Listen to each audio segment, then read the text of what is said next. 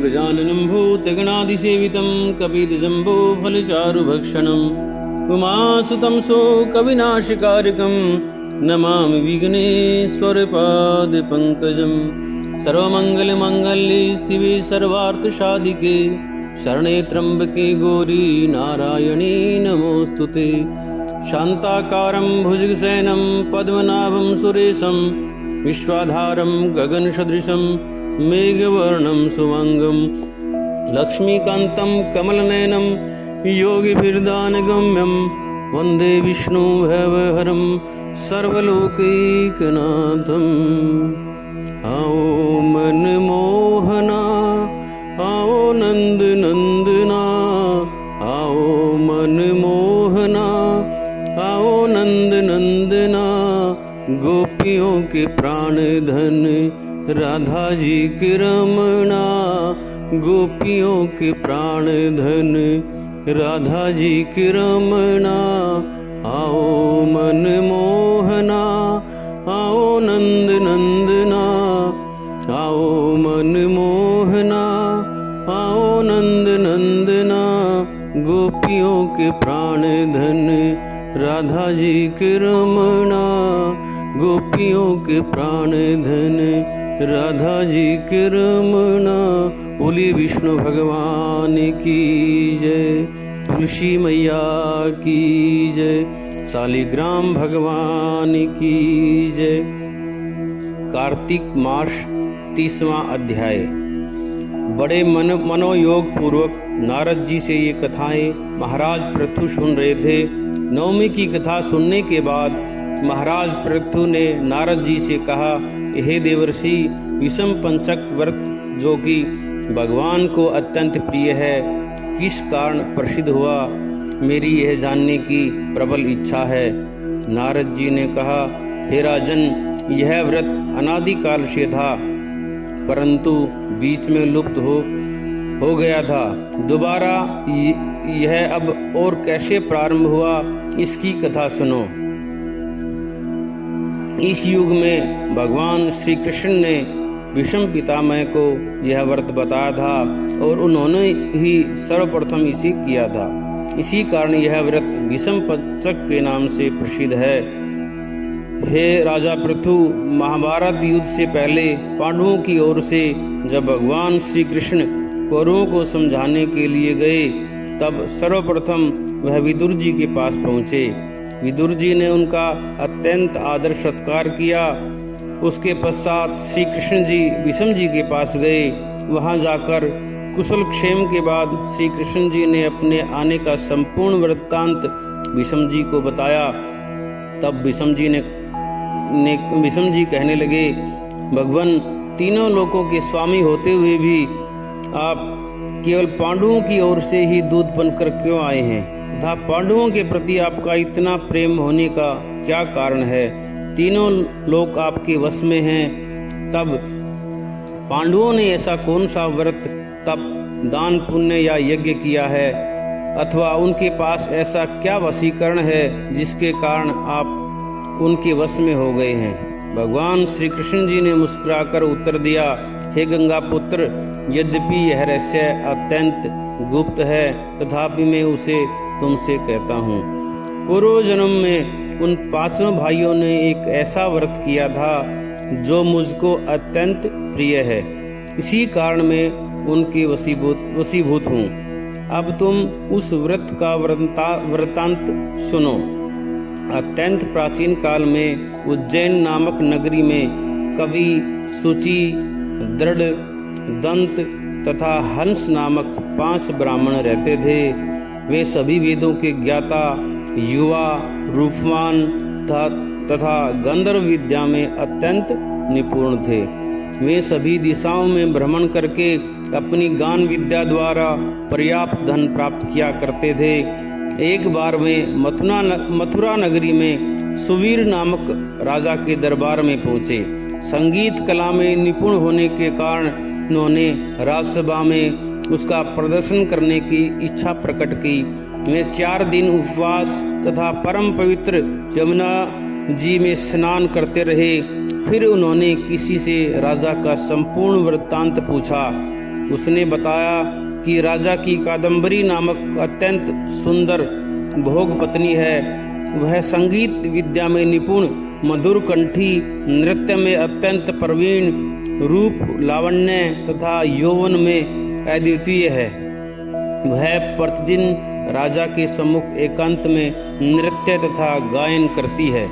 यह सुनकर वे पांचों एक ऐसे स्थान पर जाकर खड़े हो गए जहाँ कादम्बरी के नृत्य तथा ताल के स्वर सुनाई पड़ते थे।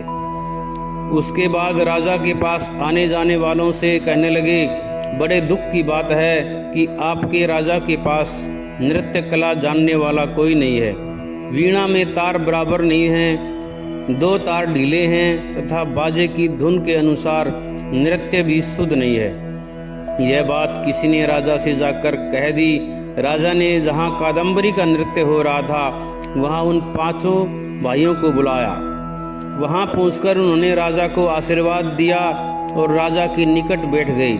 कादम्बरी ने उनको संगीत विद्या में अत्यंत निपुण समझकर अपना विशिष्ट नृत्य किया। जब उनके चक्र में ताल दिया तो उन ब्राह्मणों ने उसको रोका। उसने चक्र छोड़कर यथा योग्य ताल दिया, मगर चक्र खंडित नहीं किया। कादम्बरी के इस गुण और उसकी रूप माधुरी को देखकर पांचों भाई उस पर मोहित हो गए। कादम्बरी भी उन पांचों को देखकर उन पर मोहित हो गई। उसने रात्रि के समय गुप्त रूप से अपनी एक सहेली के हाथ उन पांचों को यह संदेश भेजा कि तुम में से एक प्रतिदिन नगरी के उत्तर की ओर यमुना नदी तट के समीप लताओं से घिरे निर्जन अनंत नामक तीर्थ में मेरे पास आकर अपनी अपनी विद्या तथा गुण का प्रदर्शन करो। उस समय मैं भी वीणा तथा राग का कौशल दिखाऊंगी। आगे की घटना सुनाते हुए भगवान ने कहा, एक ब्रह्मचारी जो मेरा भक्त था, दुष्ट संगति से बचने के लिए गांव से अत्यंत दूर रहता था।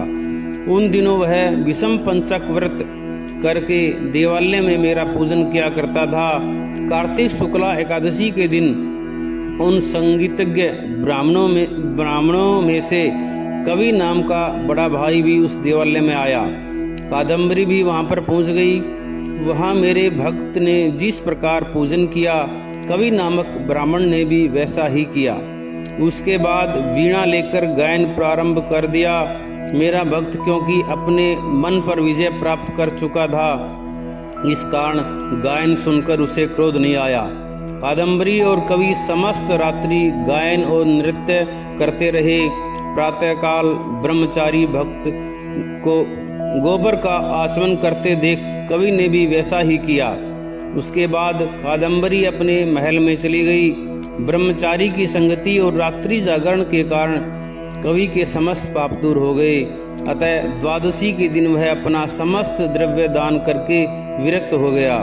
दूसरे दिन सूची आया। उसने भी रात्रि भर कादम्बरी के साथ नृत्य व गायन किया और ब्रह्मचारी की भांति पूजन करके गौमूत्र का आचमन किया।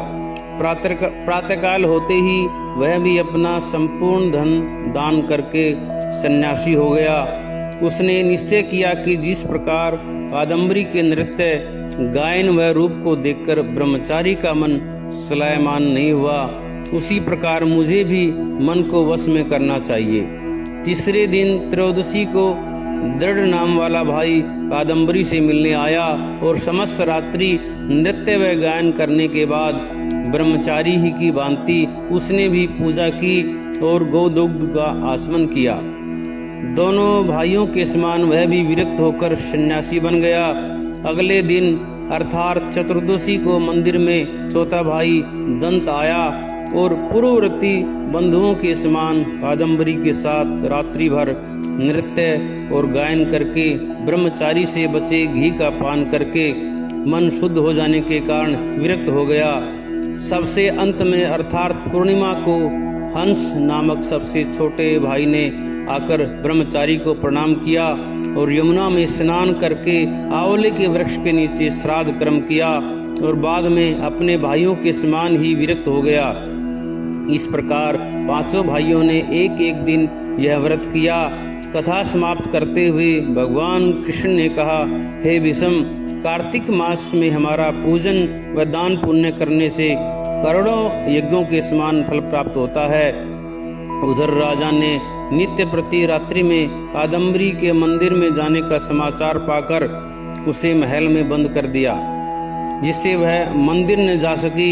कार्तिक मास में हमारे सामने नृत्य गायन करने के कारण वही कादम्बरी अगले जन्म में द्रौपदी हुई। हंस नाम वाला ब्राह्मण आंवले के वृक्ष के नीचे श्राद्ध आदि करने से युधिष्ठिर हुआ।